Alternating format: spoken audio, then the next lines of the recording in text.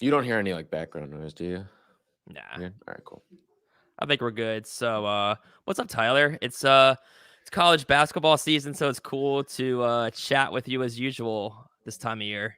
Yeah, always good to join you, Will. Always love talking college hoops with anyone and everyone that will listen. So I appreciate you having me on. Definitely. Shout out to West Coast Bias. You better be checking this out right now. I love the West Coast Nugget last night. That was like a Thank special you. ode to West Coast Bias. It was. I caught some heat all of last season, and UCLA was in the Final Four, so I'll tip my hat to that. Of course, they deserve some credit. Mick Cronin doing a great job there, but yeah, no, I felt like the West Coast needed a little bit of a tip of the cap last night, so I gave it to them. Yeah, definitely. A big game tonight out there between Yeah. Villanova and UCLA. I know it's very early, but how do you like that matchup? Who do you think will win?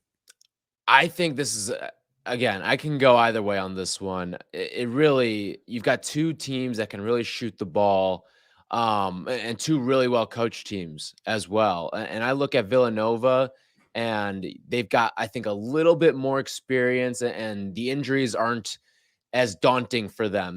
UCLA is going to be without Cody Riley, so I think that's a pretty big factor. Miles Johnson is about as good of a backup center as you'll find in America. I think second to only Travion Williams or Zach Edey, whoever Purdue decides to roll with as a starter. So I still have Villanova winning this game, but I think it's going to be a very close one. I think it's going to be between there's two marquee matchups this weekend. There's that one and Gonzaga and Texas. I do think this is going to be the better game tonight.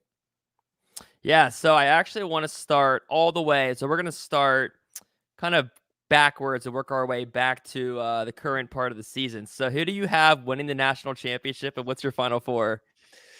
All right, so I tweeted out my final four earlier, but I really like Gonzaga to win it all again this year. Listen, I get what happened last year and everything that the way that it went down. You're undefeated, nearly wire to wire. Your one loss came in the national championship, so I get that. Like it, but they reloaded this year, and it kind of felt similar to what we saw, what we see at powerful programs like Duke and Kentucky, and it was a reload. They brought in the number one player in the country in Chet Holmgren, and if people watch Chet Holmgren in his opener, he was fantastic. He was unbelievable. He was blocking shots, he was scoring, he was collecting rebounds. He could do it all, and that's part of why I'm really high on Gonzaga once again, and they have a nice guard that I really like too with Andrew Nemhard, and they also brought in Rasir Bolton from Iowa State. So I'm still really high on Gonzaga. Drew Timme is the preseason player of the year,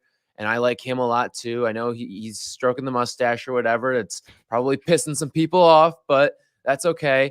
But the other teams that I really like to go to the Final Four, I'm looking at Kentucky. Even though they lost that opening night against Duke, the Champions Classic has misled people so many times in Yeah. terms of like the team that looks most impressive Champions Classic night rarely is the one that's most impressive at the end of the season. Right. So sorry, Coach K, sorry, Duke, but I like Kentucky to get there. I think that their point guard, Severe Wheeler, that they brought in from Georgia, really big fan of him. Really like the way he kind of controlled that offense and was able to maneuver with Oscar Tshiebwe throughout the paint and everything. So I like that combination there. And then I like Texas. There's a team with a lot of transfers, but a lot of talented transfers. New head coach, but a coach that's been to a national championship game in Chris Beard. So I like Texas a lot. And then Purdue is another team out of the Big Ten that I really like. It's going to be a very tough Big Ten when you look at teams like Michigan. Illinois is going to be up at the top. Ohio State had a scare early on, but they're going to be really good. Mhm. I just think that the Big Ten is going to be, once again, a super, super powerful conference. So those are the four. And then I like Gonzaga over Texas. Yeah, so of course I had Gonzaga last year. They looked like the best team all year. The matchup against Baylor didn't happen earlier in the year because of COVID, right? But then they Right. had that championship game, and Baylor just ran right through them. Do you think? I was curious. Do you think Gonzaga? Because I mean UCLA had they took them. Yeah. That was a close game throughout. Do you think Gonzaga just ran out of steam, or was just Baylor just that much better? I know it's one game, so it's kind of like who knows, right? Yeah, I look at Baylor as a team that just kind of found an extra gear late. and they had a lot of guys who I know you had guys get drafted in the NBA like Jared Butler and Davion Mitchell was a lottery pick, but Davion Mitchell and just the way that they shot threes and played defense, I was just so impressed with how they played basketball in March Madness because they really left no doubt in a lot of these Mhm. games. Like you look at that Houston game, they crushed them. I mean, it Yeah. was never even close in that game. The Right. one real scare I think they had in the tournament was against Villanova in the Sweet 16. And they just sort of flipped a switch in the second half of that game and won pretty comfortably, if I'm remembering correctly. So they found a new gear defensively. And you could tell the amount of love that they had playing with each other and the way that all the pieces fit together. That was a 5-man unit defensively. All the pieces were together defensively on that team, and it was just something that Baylor hadn't seen. They got or that Gonzaga hadn't seen, Yeah. and the Bulldogs got punched in the mouth out of the gate of that national championship game and just couldn't claw their way back. Yeah, so what's Baylor? How do you like them this season? I'm not as high on Baylor as a lot of people are. That one of their top freshmen tore their ACL, so they're not going to be a part of the mix this year. And then you lose Davion Mitchell, Jared Butler to the draft, and I think the way that Davion was playing, Masio Teague also gone as well. You lost 3 really quality defenders, and in a guards game, I don't think they have the guards that they once did. I'm not as high on Baylor. I know different people think that they could get back to the Final Four. They'll still be a really good team. They'll still be in the top 25. They'll maybe even vie for a Big 12 championship once again, but I just don't think they have the star power and the experience, the guard position that was oh so critical to their success from a season ago. And then you mentioned Purdue. You like them a lot. Is Illinois kind of I guess is it like between say Purdue and Illinois for the Big Ten, or is Illinois in that top echelon as well as of like they were last year, or is Purdue kind of in your mind maybe heads and shoulders against some of the rest of the Big Ten? I know, like you said, the Big Ten's a deep Yeah. conference, so Yeah, no, I think Michigan certainly has its name in that tier as well. It really any of those 3 are capable. In fact, if anything, I would probably put Michigan and Purdue in that upper tier with Illinois just slightly behind in that. I think Michigan's going to be a really good team, but again, part of it's going to come down to how well do guards mesh because they lost Mike Smith, who was their lead guard from a season ago. But in fairness, he was a transfer, and now they bring in a yeah. transfer from Coastal Carolina. That we'll see how quickly they mesh. One of the things that has been really tough is when players transfer up from the group of 5 or like mid-major schools to the Power 5. And the one conference that it seems to be working best in is the Ivy League to the Power 5. Like I look at Mike Smith was very good last season. Makai Mason went from Yale to Baylor a couple years ago. He was really solid on that Baylor team. There was who's the other one that I'm thinking of? This one didn't work out, but this was more injury wise. But when he was out there on the floor, you could tell he could still hang. It was Bryce Aiken. He went from Harvard to Seton Hall. And then even I think to a degree, I know it's very early. There's only been one game and some preseason games, but Jimmy Boeheim Mhm. was one of the top players for Syracuse in the first game. He scored the first 8 points of the game for them. So he was going from Cornell to Syracuse. So it seems like the Ivy League is one of those leagues where there hasn't been as much of it hasn't felt like as steep of a leap to go Yeah. from the mid-major to the Power 5. Yeah, and so you were talking on the podcast with Jonathan Hood the other day, mentioning Illinois, and you thought it may not be this year, but they might have maybe recruiting issues in the future because they lost an assistant coach recently, Oh, right? it's 2 of them. Yep, both of them to Right. Kentucky, 2 of their big ones. And I can see how that might not, rear its ugly head now, but maybe in the next few years, as you mentioned, the recruiting element. So, what's Illinois'? I mean, I guess are they like a championship or bust type of a team these days, especially after last year? What's their, I guess, their window or their ceiling, maybe? Well, I don't think there's really championship or bust teams Yeah, in college basketball. I think here's a couple that I'll throw your way that are. It is Duke. Gonzaga and Duke. I Yeah, think really those are the only 2 that I can say, you know what? Yeah, those are championship or bust teams because Gonzaga, you feel like you got to do it this year yeah, yeah. because you've got the number 1 player. Like you're running out of excuses at this point. Yeah. And you've got another quality team that you're fielding. Yeah. And then Duke, because it's Coach K's last year, and anything that is short of a championship is going to feel like a failure for those people. They want to send K out on the right note. But in terms of where Illinois fits into the puzzle, like, don't get me wrong, they're a team that's going to be playing with a chip on their shoulder. Yeah. They don't feel like they were a team that should have had a second round exit to Loyola last Yeah. season. They probably feel like they got the short end of the stick as well in terms of the draw that they got, because that they were facing Loyola that early in the tournament. But listen, that stuff happens all the time. The NCAA loves to play, and the tournament committee loves to play up these storyline sort of matchups, and that was one of them right there. And unfortunately for the Illini, it didn't go the way that they wanted it to. But Kofi Coburn, you bring him back, that's an All-American. You bring back Andre Curbelo, who steps into a starting role. I just don't know how you're going to replace Ayo Dosunmu properly, because unless Curbelo ends up being an All-American, the thing about Dosunmu is he could get that game-winning bucket. I don't know if Curbelo's got that in his arsenal quite yet.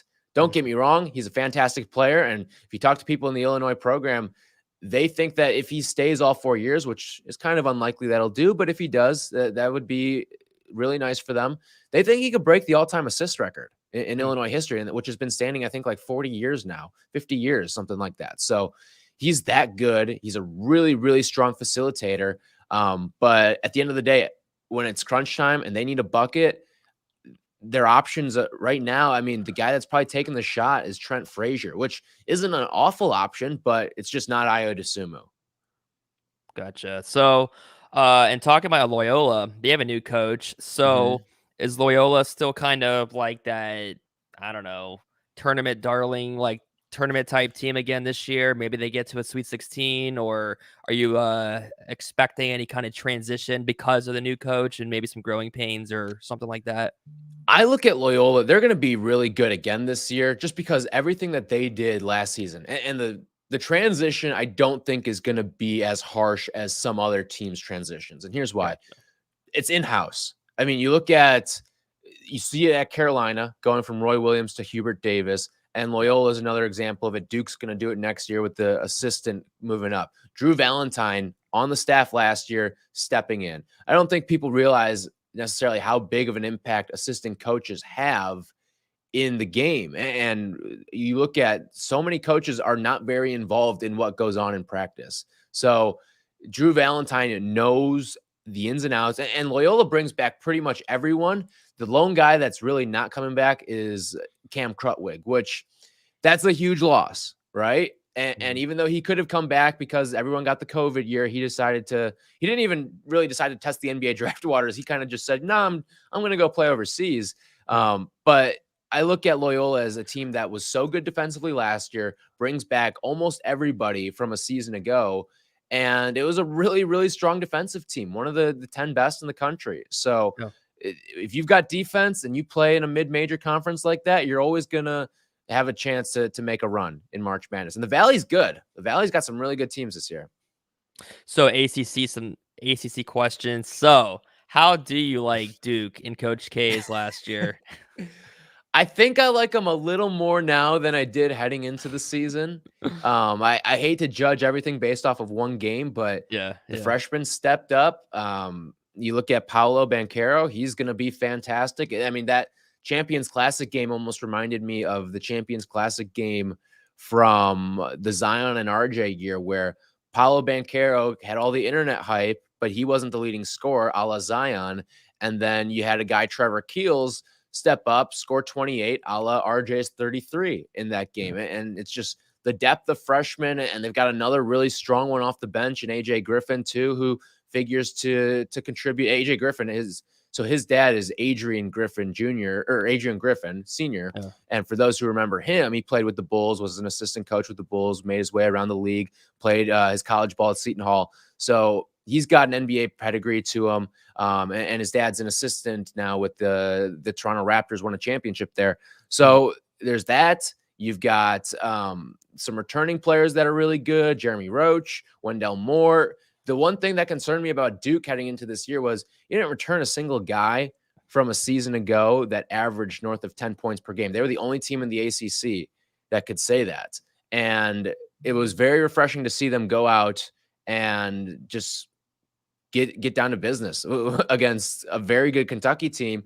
and the freshmen didn't look phased in one of the biggest shows that they will be a part of. I mean, that Champions Classic game was Mm. jam-packed. There were celebs everywhere. The cameras were out. It's the Coach K retirement tour. How the red carpet's rolling out the second you're walking in. Coach K's getting his glorified little poster when he is honored before the game. So, no, I mean, it was a big game and they passed an early Yeah. test. And if you got Yeah. freshmen that are mature enough like that to kind of help you lead the way, you're in a good spot.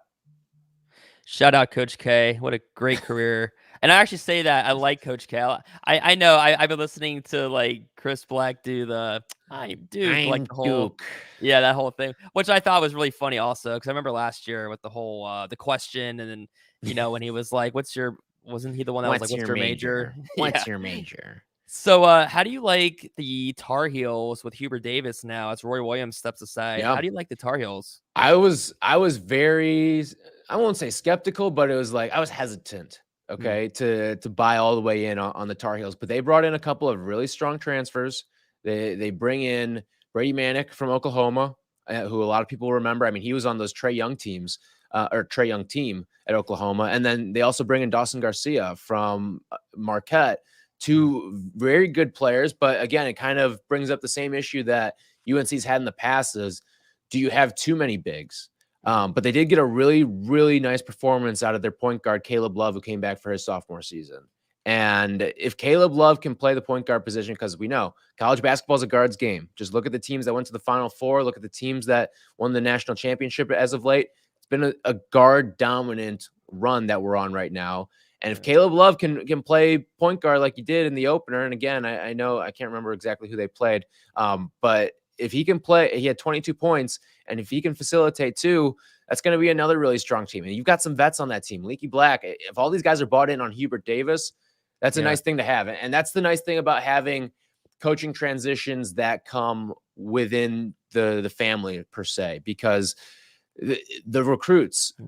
aren't going to be as likely to leave Mhm. if they're coming in house as opposed to you're going out and finding someone new.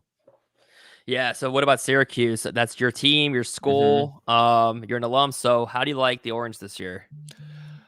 I think they're going to be pretty good this year. I'm excited. It's probably the most excited I've been for a season in quite some time. Just because they've got a guy who could be a potential All-American. They've got a guard who's looking to take a big leap. I think COVID really hurt him. And playing in front of fans is something that I think will rejuvenate him as Mhm. well. And then there's just so many shooters. Like Syracuse might be the best three-point shooting team in the country this year. And in terms of the personnel that they have on the floor and just the way that they'll be able to stretch everything out, I really like Syracuse this year. I'm not going to say they're going to be top 3 in the ACC, but they're they're certainly going to be they're picked to finish 7th. I Okay. think the way that they have played and just it's going to come down to what they show up defensively like, because that's my big question mark with them. But if they can be like a top 40 defense, they'll be That's good, yeah. 4th or 5th in the ACC, no doubt in my mind. Yeah, that's of course a tournament team, so if you're at least top 5 in the Yeah. ACC for Yeah. sure. Mhm. And yeah, you mentioned it. Fans just in general, fans being back is great. I mean, last season, it was great to have college basketball or any sport, I guess, but it was kind of weird with no fans. So just having the environments back to what we remember is great because, college basketball, any college sport without fans is just, it's not the same. So it's a great Right. dynamic, great element. Yeah. So now, go ahead. No, I was gonna say college sports probably suffer the most because you think of the bands and Yeah, and the fans exactly. and all the like the rituals that go along with fandom. Like I know at Syracuse, the big one is the standing clap until the first bucket. Like Okay. there's all these different rituals that all these different fan bases partake in, and without that, it probably feels odd. The first time you're at a game and there's no fans there, and certain stadiums probably look a lot different too with no fans, and the depth perception it can be tough. Yeah, I feel like at Duke is weird. I mean, you know about the crazies, Yeah. obviously. So not Hmm. having that is just weird, but like any stadium, really. So okay, UVA, they were at least a top 25 team. We'll see what happens. Well, they're playing Radford, so even if they beat Radford like they should tonight, Hmm. they're probably gonna drop. So top 25 team, lost to Navy. Uh is Navy good? I mean, UVA shouldn't really lose that game, and they should not be going in an 8-minute drought without scoring a Yeah. point. But is Navy a good team, or are you just like, what are you doing losing the Navy? It's more of the latter there, Yeah. and listen, I see Virginia entering the season at 25. I personally probably would not have ranked them if I had Okay. some sort of voting powers, Yeah. but I do think Tony Bennett should have been given the opportunity to lose a spot, and Mhm. he's just gained that credibility. Listen, he's gonna coach his way to 3 or 4 wins, but there's just not a lot of offensive firepower on Yeah. that Virginia roster, and listen, it's always been the bugaboo for Virginia where if they go down at a certain point, it's tough to come back because of the pace that they play at. And Right. it's even tougher now because you don't have a Ty Jerome, a Kyle Guy, DeAndre Hunter, Malcolm Brogdon, London Prentice. That guy's not on the roster now. And offensively, what are you going to look to? I mean, Kihei Mhm. Clark's a good player, but it's more of a defensive minded thing with him. Jaden Gardner's a guy that they brought in that I like. He came in from East Carolina where he was really, really good. But again, he's a 6'7" big man essentially. Yeah. It's gonna be tough to like unless you're Zion Williamson, it's gonna be tough to be a 6'7" like center essentially that is dominating more in the interior. So Jaden Gardner, we'll see. I just don't know if there's the 3-point shooting on Virginia that they need to be successful. Yeah, I was seeing obviously the Twitter reaction for the UVA fans Yeah. after that game. You can imagine, but I was seeing a lot of people giving Tony Bennett flack because of the offensive issues. Where I saw something like, and I heard this on the game too. Like, the defense, everything will come around. Obviously, it takes time, but that's just Right. it. It seems like the defensive scheme or whatever seems to be so tough that it takes players this long. Now they don't really have a preseason, so I guess you have your practice and then you have real games or these games, kind of tune Mhm. up. But, yeah, do you feel like Tony Bennett's stock is dropping just based on I know it's just one tournament loss last year, and then 2 years ago, there was no tournament, and then you had the championship before that, but it kinda does feel like they're they're as likely to get out of the first round as they are to lose in the first round. So or is it people just overreacting because they lost 1 game to Navy? I think, well, listen, if Virginia wants to push out Tony Bennett, they're making a Right. colossal mistake. Right, right. And I'll listen. I love Tony Bennett. He's great, and he's doing it really without having to shoulder a lot of recruiting responsibilities. And what I mean by that is they're not bringing in the mega 5 stars every year that you Yeah, see at Duke. And no, yeah, they go after the 4 year guy. It's yeah, more of like the 4 star type of player that comes into the Virginia program. mhm, And you got to remember, a lot of their best players have taken a redshirt year, and I feel like that process in college basketball has sort of stopped a little bit. It's Virginia and Villanova. Some of their yeah, best players have taken redshirt years, and they haven't had, I don't think, in this day and age of college basketball, it's tough to tell a fan base to be patient, yeah, especially after you've given them a taste of success like Virginia and like Villanova have. And that's why maybe you've seen them go away from that. And also with the transfer portal, you can't tell a kid, hey, you're going to come in, you're going to redshirt this first year, and then you're going to get your shine as a sophomore, junior, senior.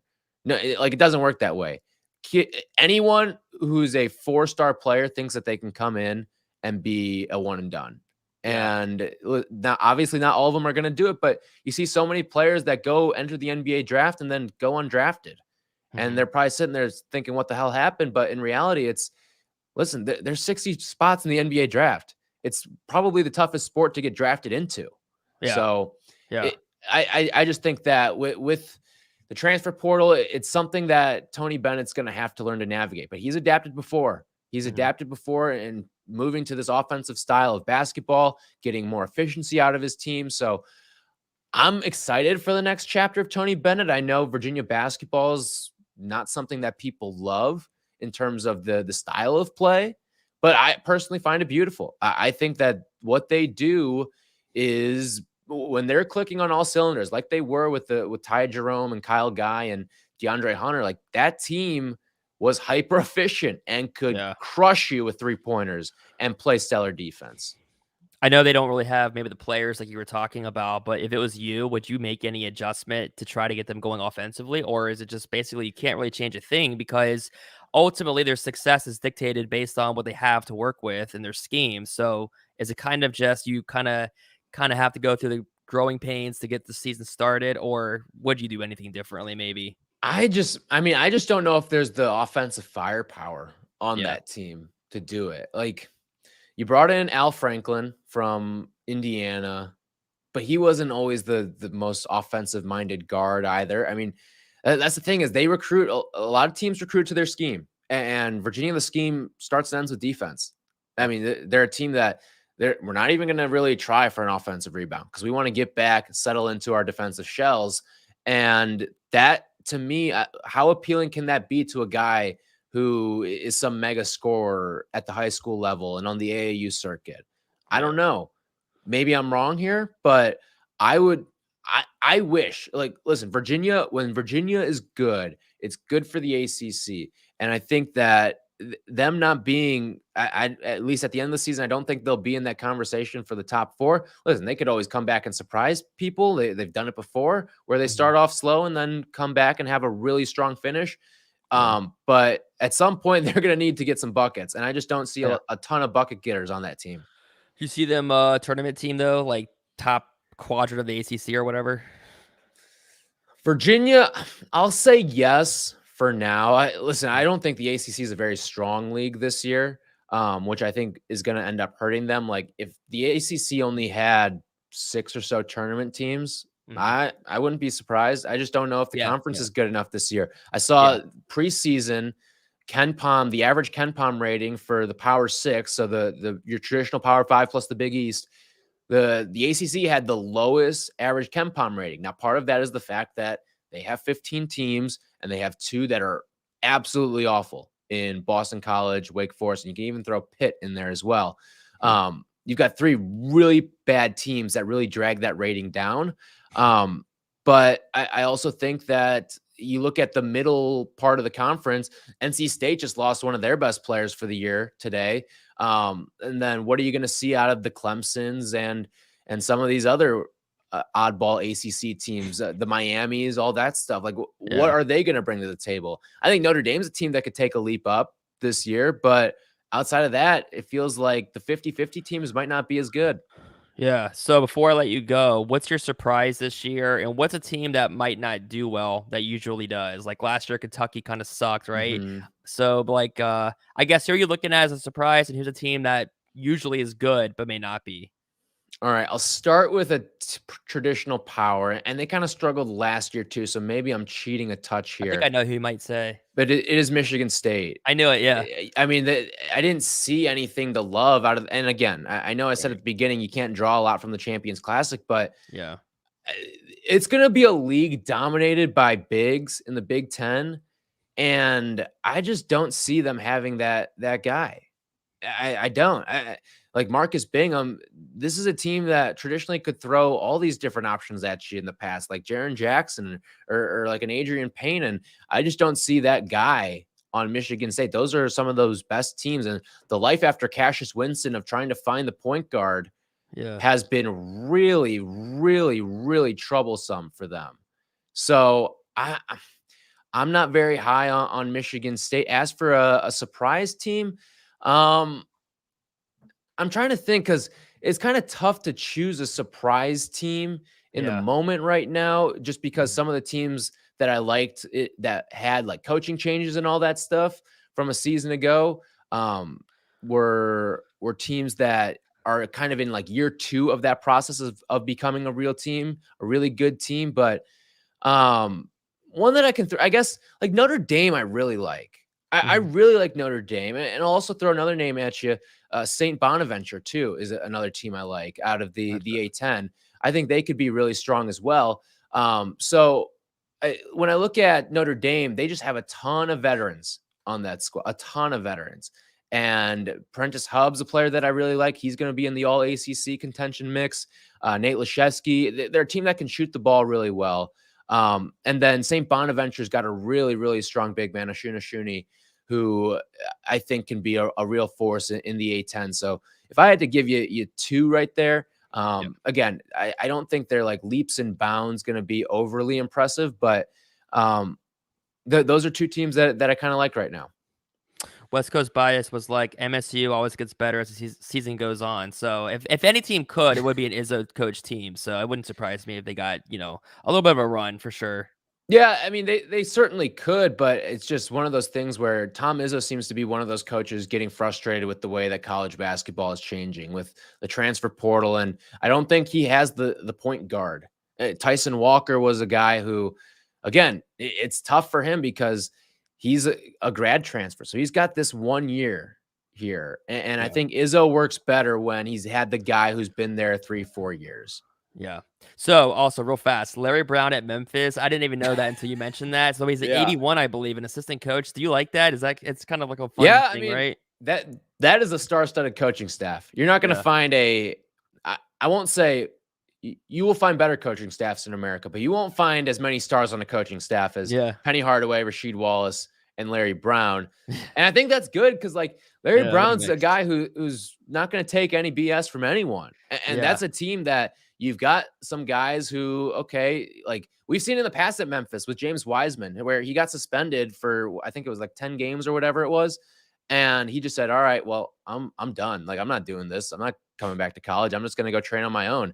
I Yeah. don't think that happens with Larry Brown as Yeah. the head coach of or as an assistant coach on the Memphis staff. Yeah. And this is the guy who's got NBA connections beyond NBA connections and Penny and Sheet. I mean, it feels like you're run by an NBA team there. I Yeah, mean, that's true. Penny's a guy whose name is always going to be in NBA head coaching vacancy conversations. I know he ultimately wants to be an NBA head coach. So to have that staff and guys that can get you to the next level and have those sort of connections to the league, I think it's a very talented team for sure. When you look at Jalen Duren, one of their top freshmen, and Amani Bates, a very, very strong freshman too. Those are guys that are going to give you a lot, especially in the AAC. And then you bring back someone like Landers Nolly too, who I've really liked over the course of his career. I like Memphis. I think they're a strong team. I don't think they're advanced enough to win or make a real title threat, but they'll get to the Yeah. NCAA tournament, and that's the next thing. Like you talked about championship or bust teams. Memphis is a tourney or bust team Yeah. because they've been given the promise of these strong recruiting classes year after year and Yeah. just have never gotten there under Right. Penny Hardaway. If they don't do it this year, then there's a real problem at Memphis. And also Shaka at Marquette now. Do you like that? No, no. I have been so far off the Shaka bandwagon ever Yeah. since he left Right. VCU. And I look at what his formula sort of has been is Mhm. get the dominant 5-star big, but Right. he never won a tournament game while at Texas. Right. Yeah. And that's something that I get it. The focus and the pressure is always going to be on the football school, but it seemed like Texas was pretty happy just letting him walk. He never bowed out of Texas. He just kind of went to Yeah. Marquette. Yeah. There was no little buffer period of him searching. No, he Yeah. went to Marquette, and uh, that to me, I mean, I'm not very high on Shaka Smart. Yeah. Again, in a league that or in a game that really prides itself on its guards and its experienced guards. He's never really like he's had some, but he's never been able to coach them and get them over the hump to win a tournament game. So I thought it was a bad hire by Marquette. I wasn't a big fan of it. Do you think he should have stayed at Texas, or you think Texas is No, better? I think Texas is much better off with Chris Beard.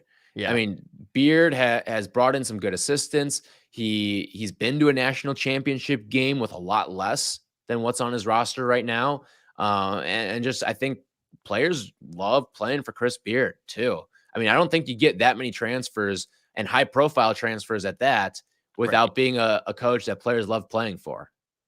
Definitely. Well, really awesome to chat with you. You were on the radio this morning, so I feel great having you like talk to me about college basketball for like half an hour. So you're always on the radio. It's really cool to hear you contributing, doing your thing. I know you got Chicago's college tailgate tomorrow. You've got your own Syracuse podcast. So you're all Yeah. over the place. You're busy. You're keeping busy. So Keeps me out of trouble, Will. So definitely. Yeah, well, thanks again. And that'll do it for us.